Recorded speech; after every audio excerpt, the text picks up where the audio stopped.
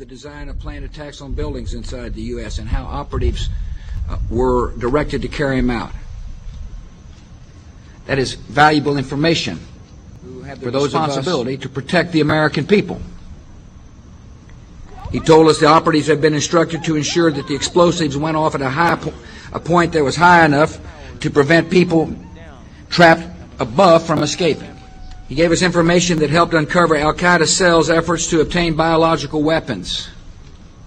This is Building 7, a 47-story skyscraper that fell on the afternoon of September 11th. The government says that fire brought it down. However, 1,500 architects and engineers concluded it was a controlled demolition. Over 6,000 of my fellow service members have given their lives. And thousands of my fellow first responders are dying. I'm not a conspiracy theorist. I'm a structural engineer. I'm a New York City correction officer. I'm an Air Force pilot. I'm a father who lost his son. We're Americans, and we deserve... I lost my husband. My son. My uncle. My nephew. September 11th, 2001. Most people don't know a third tower fell that day. The government says fire brought it down. The collapse of World Trade Center 7 was primarily due to fires.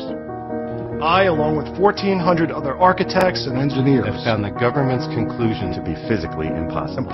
Impossible. We need the truth about what happened that day. Go to rememberbuilding7.org. Why it fell, why it matters, and what you can do.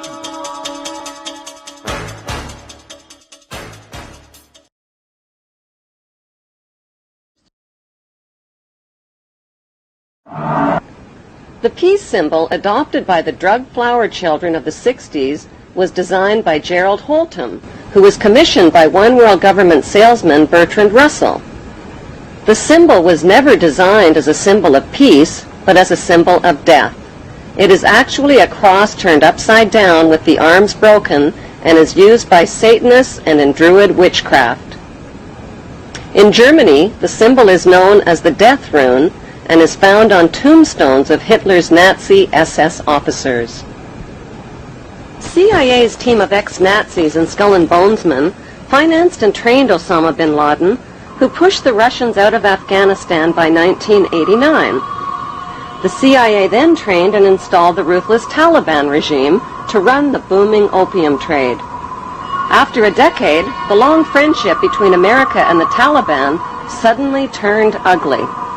At a meeting held on December 4th, 1997 at Unocal headquarters, American oil men made a proposal to the Taliban about building a pipeline through Afghanistan.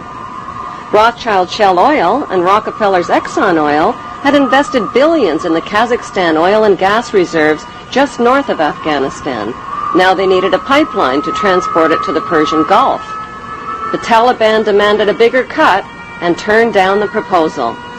Suddenly, the banksters' American-controlled media were calling the Taliban monsters, evildoers, and cruel villains who beat up on women.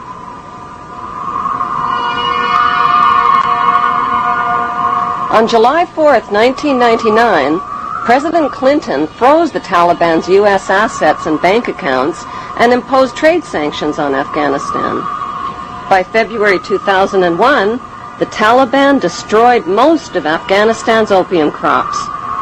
In May, Secretary of State Colin Powell announced a gift of 43 million U.S. taxpayers' dollars to the Taliban. He called it a reward to the Taliban for destroying the opium crops, but members of the new George W. Bush White House knew the Taliban would use the 43 million for more sinister purposes.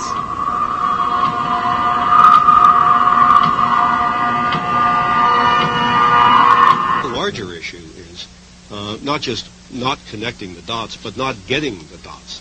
Why was it that CIA was unable to collect information for years inside Afghanistan? When they had authority to kill bin Laden for over 2.5 years, why were they unable to kill him or his lieutenants? Why didn't they have a better capability to do something about it at the source? Could it be that the bankster-supported U.S. administration is controlling both sides of the war on terror?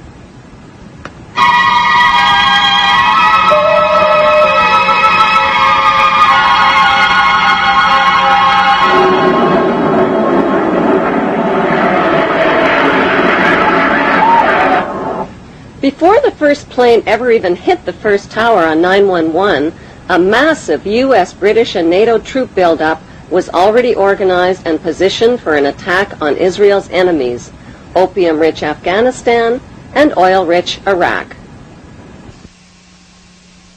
And there's an old poster out west, as I recall, that said, "Wanted, dead or alive."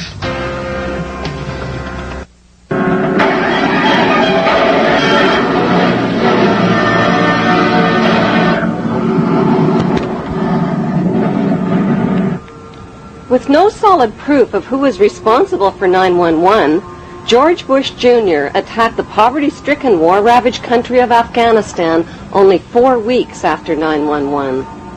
The U.S. and British military dropped 12,000 bombs on thousands of buildings and homes, pounding them into dust and rubble and killing 8,000 Afghan people.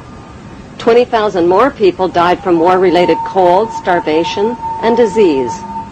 Nobody made a big-budget TV production out of the massacre with a God Bless Afghanistan movie score. The U.S.-British war on Afghanistan left behind millions of starving people and thousands of women who are still veiled, still homeless, and still penniless. Afghanistan is the world's largest producer of opium and now the world's largest producer of heroin.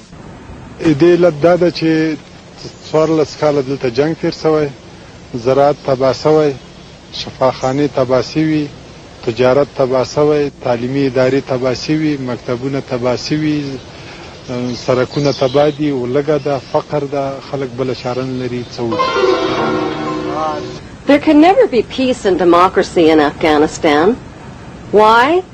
Because peace and democracy would expose and cut off corporate America's opium and heroin trade at the source. So what was the payoff for the U.S.-British war on Afghanistan? 1, the uncooperative Taliban warlords got kicked out and replaced by the cooperative Northern Alliance warlords. 2, opium and heroin production and revenues skyrocketed. 3, Afghanistan got a new leader named Hamid Karzai, who just happens to be an ex-employee of Unocal Oil. 3, America got permission to build their oil and gas pipeline through Afghanistan. And 4, the Bush administration's favorite excuse for war, Osama bin Laden, was allowed to escape. America's second favorite excuse for war, Saddam Hussein, has always been America's patsy.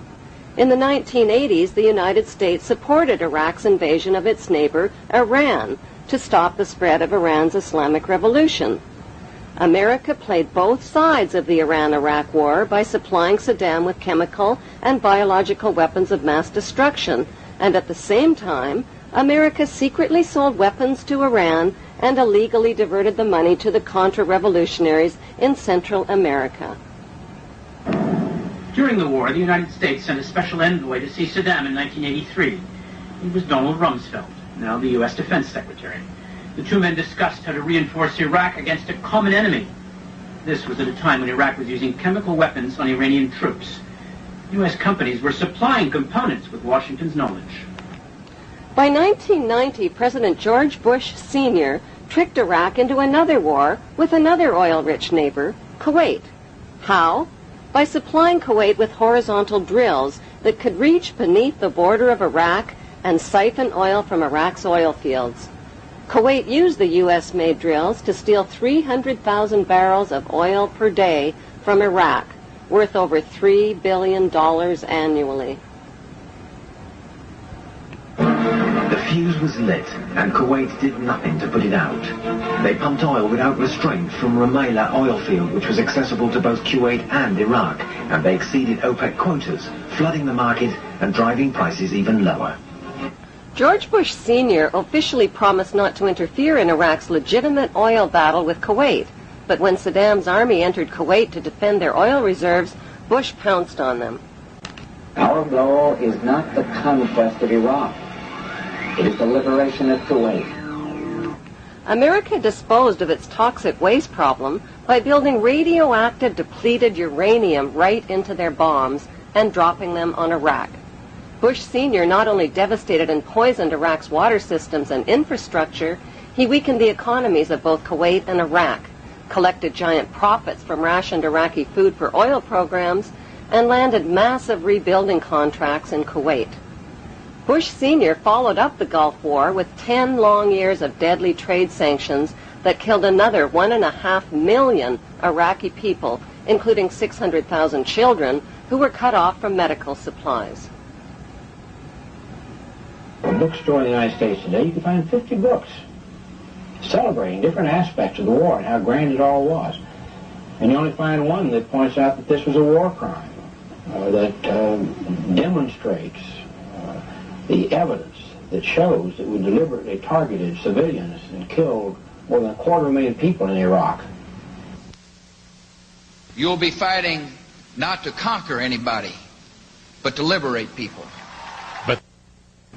In March 2003, President George Bush Jr. launched the second Gulf War.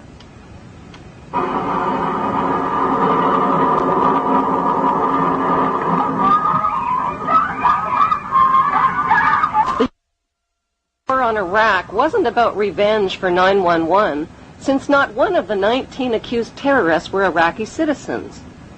It wasn't about weapons of mass destruction, which inspectors hadn't found. It wasn't even about Saddam Hussein, who had been financed into power by the U.S. in the first place and who got his chemical and biological weapons from American companies. No, the U.S. wars against Iraq and against Afghanistan were about mass murder and piracy. They were about big weapons sales, big oil, big pipelines, big drugs, and big rebuilding contracts. They were about colonizing the Middle East and moving 2 giant steps closer to world domination.